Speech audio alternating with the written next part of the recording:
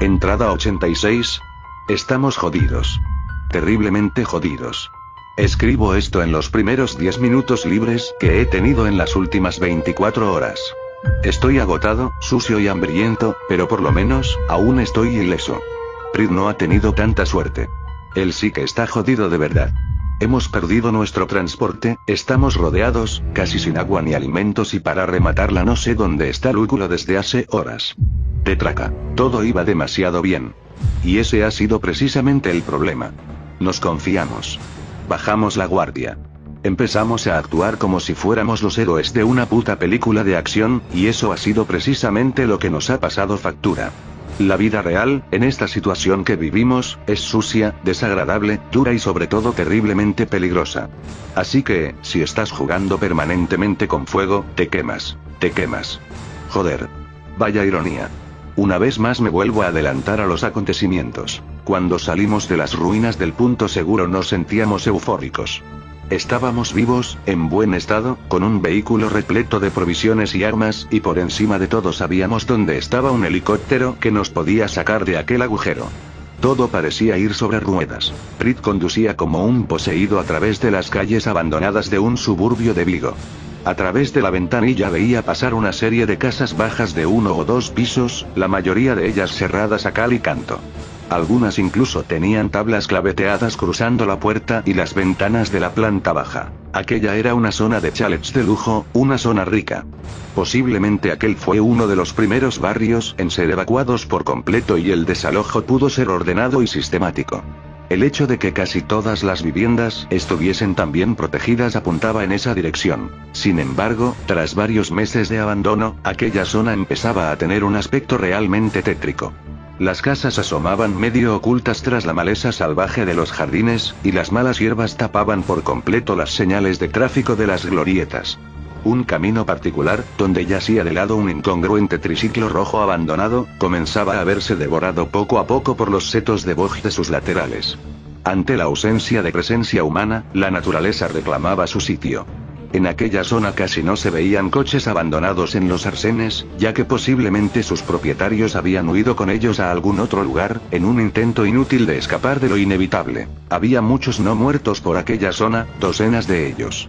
Su distribución por la ciudad es errática y no parece obedecer a ningún tipo de patrón.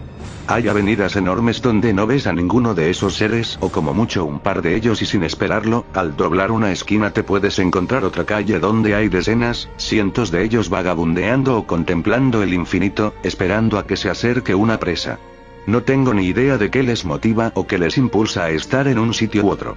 Para mí son todo un misterio. Aquel barrio era una zona caliente. De cada bocacalle, de cada jardín, asomaban docenas de aquellos seres, algunos en aparente buen estado, otros terriblemente mutilados o desfigurados. Ya me he acostumbrado a su presencia, y ni siquiera me molesta su olor. En realidad, ni siquiera me repugnan. Sé lo que son y ellos saben lo que soy yo. Punto. Prit zigzagueaba con la furgoneta, esquivando a los no muertos que se cruzaban en nuestro camino. Iba terriblemente rápido, como siempre, y con cada giro los neumáticos de la furgoneta chirriaban, sacudiéndonos en su interior como guisantes en una lata. Los no muertos estaban concentrados en grupos cada vez más densos, y Víctor se veía obligado a realizar auténticas proezas al volante para no embestirlos. Sin embargo, nuestra velocidad era cada vez más lenta y una multitud cada vez más abundante se iba sumando a nuestra persecución. Aquello no pintaba nada bien. No sé de dónde coño salió aquel tipo, pero no nos dio tiempo a esquivarlo. Un hombre de mediana edad, de unos 50 o 55 años, grueso, con una camisa abierta hasta la cintura y con un montón de cadenas de oro colgando del cuello apareció de golpe en medio de la calzada. La mitad de su rostro era un montón de jirones sanguinolentos y la palidez cadavérica de su piel demostraba a las claras que era uno de ellos. Prit acababa de pegar un volantazo para esquivar a un grupo de no muertos apelotonado en medio de la calzada justo un segundo antes, así que era inevitable.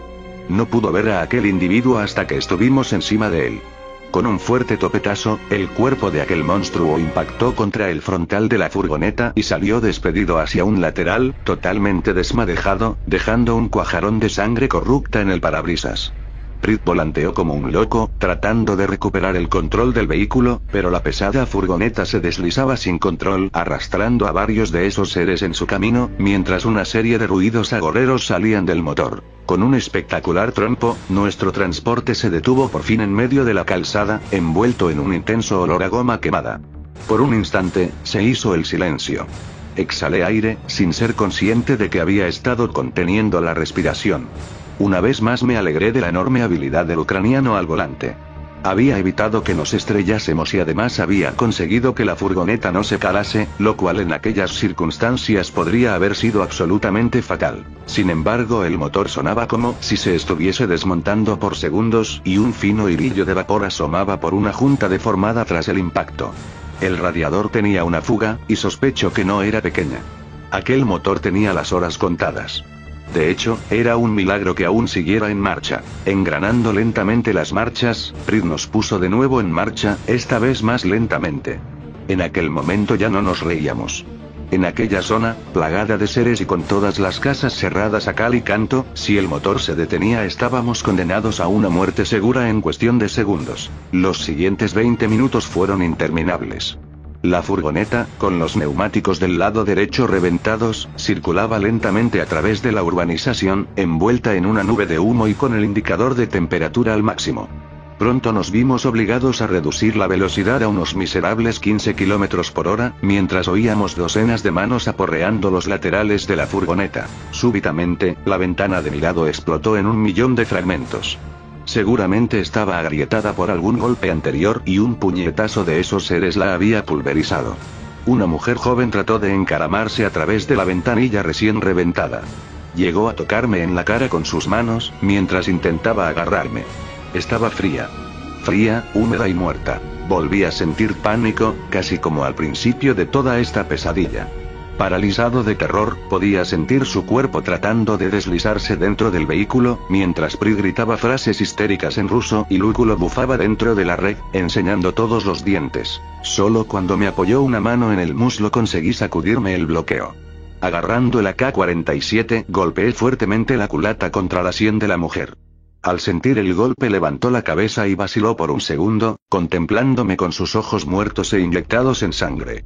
En ese instante le propiné otro golpe en plena cara y la mujer se deslizó de nuevo por la ventanilla, incapaz de agarrarse, con el rostro totalmente desfigurado. Me giré hacia Prit, cubierto de sudor y completamente demudado. Una simple mirada me bastó para hacerle entender que o salíamos inmediatamente de allí o éramos hombres muertos en cuestión de minutos. El vigoroso ucraniano asintió con la cabeza y estrujó un poco más el deteriorado motor, que respondió a la petición con un quejumbroso sonido. Una vez más, el azar jugó a nuestro favor.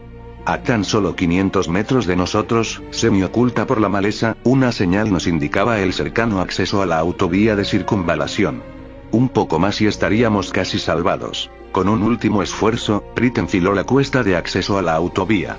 Allí, a medida que íbamos teniendo más espacio, nuestro vehículo iba adquiriendo mayor velocidad, eso sí, en medio de unos escalofriantes sonidos provenientes del motor descompuesto. Por fin estábamos en la autovía, nos relajamos, aliviados. No sabíamos que lo peor estaba a punto de llegar.